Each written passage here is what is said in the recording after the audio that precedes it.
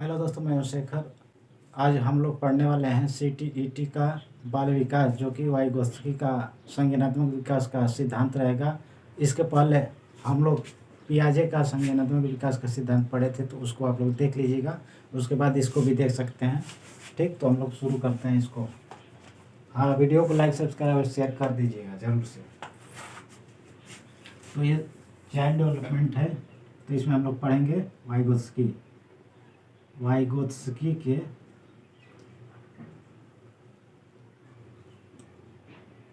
के संज्ञानात्मक विकास का सिद्धांत। संज्ञानात्मक विकास का सिद्धांत।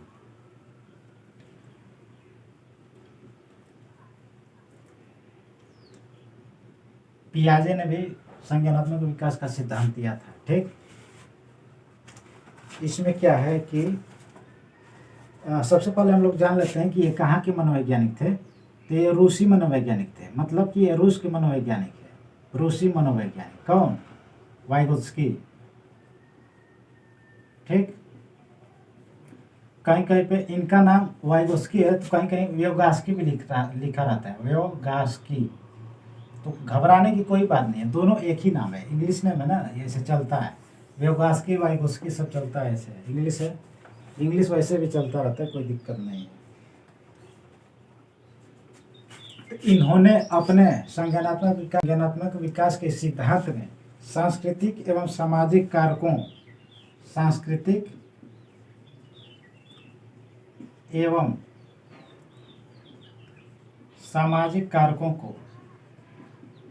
सामाजिक कारकों तथा भाषा को महत्वपूर्ण स्थान दिया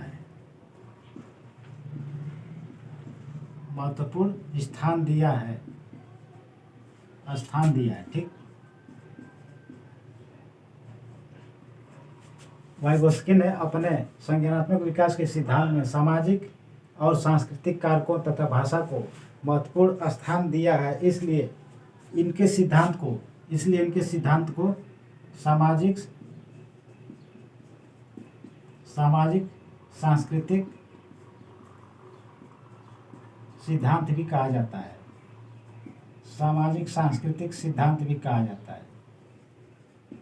जाता है। इम्पोर्टेंट है दोस्तों।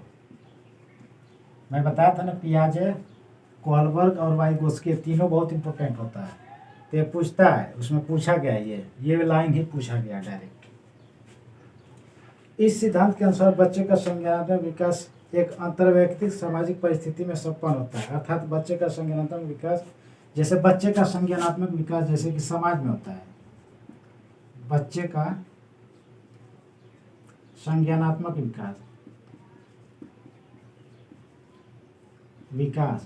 संज्ञानात्मक विकास उसके सोसाइटी में होता है, समाज में होता है। और समाज से ही वो सीख लेता है कि कैसे कब क्या करना चाहिए। एक दूसरे से, जैसे कि खेल के माध्यम से सीखता है, एक दूसरे से सामाजिकता के माध्यम से सीखता है। तो ये इन्होंने यही दिया है मेन। इनका बस याद करना है। अगर जैसे कि सामाजिक और सांस्कृतिक से रिलेटेड अगर बात किसी ने किया है, तो वो कौन है? वाइगोत्स्की। बस यही ध्यान देना है, सीटेट में यही की पॉइंट है। बस सीटेट को की पॉइंट अगर पकड़े रहना है, तो आसानी से सीटेट का क्वेश्चन हल हो जाता है। बहुत उसमें डीपली नहीं पढ़ना है। हो गया। अब इसी में हम लोग देख लेते हैं, जैसे कि इस सिद्धांत के अनुसार बच्चे का संज्ञानात्मक विकास एक अंतर्वैयक्तिक सामाजिक परिस्थिति में, जैसे बच्चे का संज्ञानात्मक विकास एक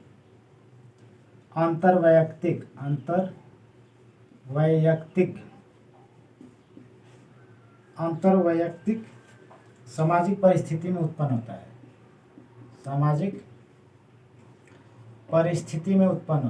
परिस्थिति में उत्पन्न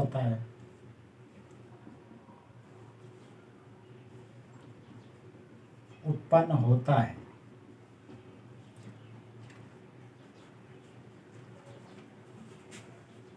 अर्थात बच्चे का संज्ञानात्मक विकास अर्थात मतलब कि बच्चे का संज्ञानात्मक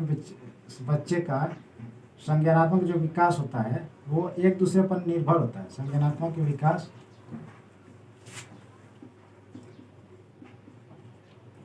एक दूसरे पर निर्भर होता है, मतलब कि बच्चे एक दूसरे के को देख कर सीखता है, निर्भर होता है।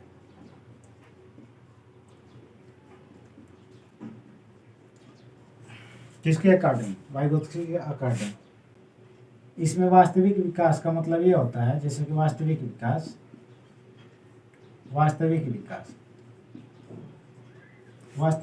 का मतलब ये होता है, वास्तविक विकास वह होता है जहाँ तक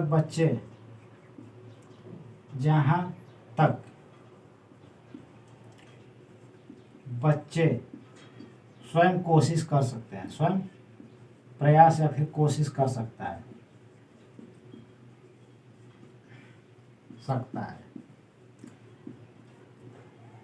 मतलब कि वह स्वयं अपना विकास जितना कर पाता है वहां तक का वह विकास वास्तविक विकास कहलाता है।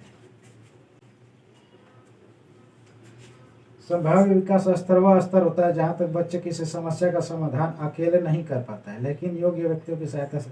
इसी में, ये तो वास्तविक विकास है, अब इसी में संभाव्य विकास होता है। संभाव्य विकास मतलब ये है कि जहां तक बच्चा, जैसे मान लो कि बच्चा इन दोनों को, जैसे कि ये ट्रेन का डिब्बा, जैसे ऐसे बना रहा हूँ, माचिस की डिब्बी का ट्रेन का डिब्बा बनाया है। जहाँ तक वो बच्चा एक दूसरे को जोड़ लेता है तो जोड़ लिया, जब इसको जोड़ने की बात आती है तो वो जोड़ नहीं पाता है, तो वो किसी योग्य व्यक्ति के सहारे वो जोड़ लेता है। जैसे योग्य व्यक्ति के सहारे वो जोड़ लेता है, तो इसे ही कहा जाता है संभाव्य विकास। अब समीपस्थ विकास का सिद्धांत, इसमें इसका ये टर्म है, वाइगोत्स्की का ये सभी टर्म है, की पॉइंट है। समीपस्थ विकास का सिद्धांत, समीपस्थ विकास का सिद्धांत मतलब कि समीपस्थ मतलब जेडपीडी का फुल नेम पूछ देता है कभी कभी, zone of proximal development.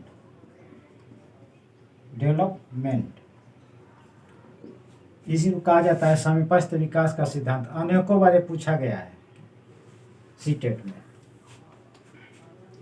Vygotsky ने वास्तविक विकास स्तर तथा संभाव्य विकास स्तर के बीच के क्षेत्र को जेडपीडी का है। जैसे कि वास्तविक विकास और संभाव्य विकास। वास्तविक विकास और संभाव्य विकास के क्षेत्र को जेडपीडी कहा जाता है। इसी को ही जेडपीडी कहा गया है। जेडपीडी मतलब कि जहाँ तक बालक अपने से स्वयं से कर सकता है, अपना प्रॉब्लम स्वयं हल कर सकता है स्वयं, और जहाँ स्वयं हल करता है, स्वयं हल करने का प्रयास करता है, हल करने का प्रयास करता है, लेकिन परिणाम तक स्वयं से नहीं पहुंच पाता है।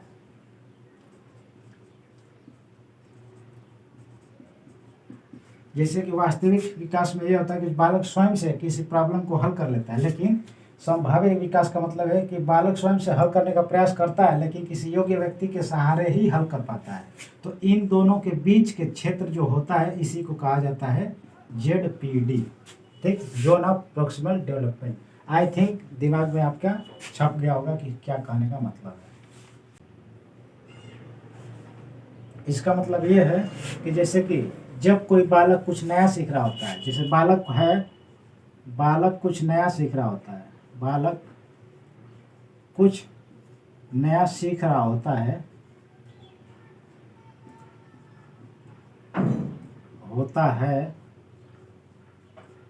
तो उसे सीखने में योग्य व्यक्ति के योग्य व्यक्ति की सहायता से योग्य व्यक्ति की सहायता की आवश्यकता होती है की आवश्यकता होती है।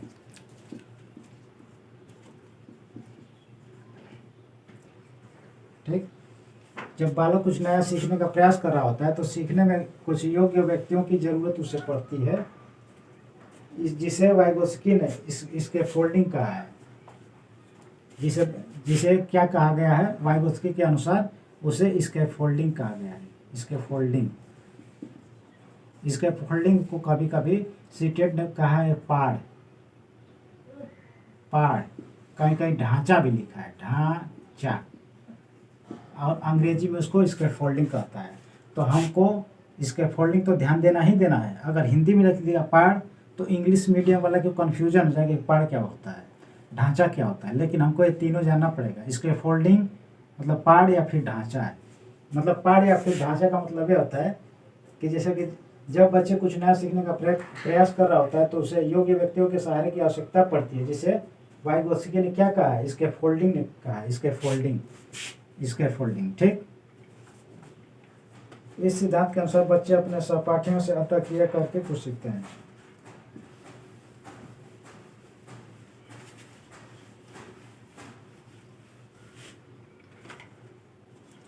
जैसे वाइगोत्स्की के अनुसार बच्चे अपने साथियों के साथ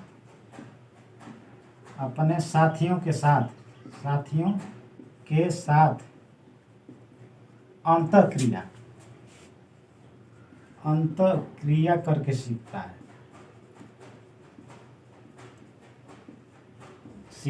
ठीक। जैसे मैं बोला ना शुरू में ही कि ये सामाजिक और सांस्कृतिक। तो सामाजिक कब आएगा, जब बच्चे एक दूसरे से घुले मिले रहेंगे सब, तब। तो सामाजिक मतलब कि अंतःक्रिया करेगा तो उसे कुछ ना कुछ सीखेगा। जैसे कि दो बालक है, एक मराठी बोलता है, एक हिंदी। एक को मराठी अच्छे से आता है, एक को हिंदी आता है। तो हिंदी वाला उसको हिंदी सिखा देगा, मराठी वाला उसको मराठी सिखा देगा, हिंदी वाले को। तो ये दोनों आपस में अंतःक्रिया सीखेंगे। जैसे मान लो कि चटनी को मराठी में कुछ और कहा जाता होगा, हिंदी में चटनी को कुछ और कहा जाता होगा। तो हिंदी वाला मराठी में सीख जाएगा कि चटनी को क्या कहा जाता है, और मराठी वाला हिंदी में सीख जाएगा कि चटनी को क्या कहा जाता है। ठीक। तो ऐसे होता है अंतःक्रिया, इसी को अंतःक्रिया कहा जाता है दोस्तों। इस सिद्धांत के अनुसार पारस्परिक शिक्षा तथा सहयोगी अधिगम पर बल दिया गया है। बच्चे अपने साथियों के साथ अंतःक्रिया करके सीखता है। और एक बात इसमें जानने वाली बात है, जैसे कि वाइगोत्स्की ने बोला है कि भाषा विकास से पहले है।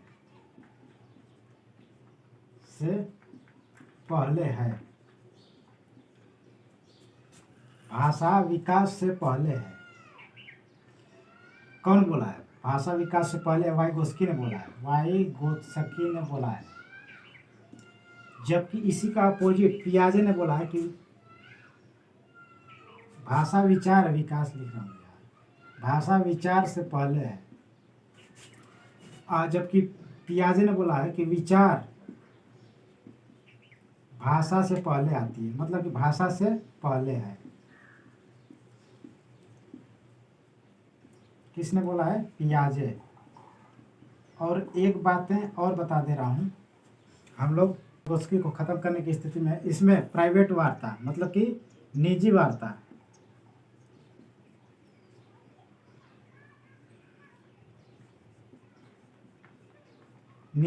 मतलब कि प्राइवेट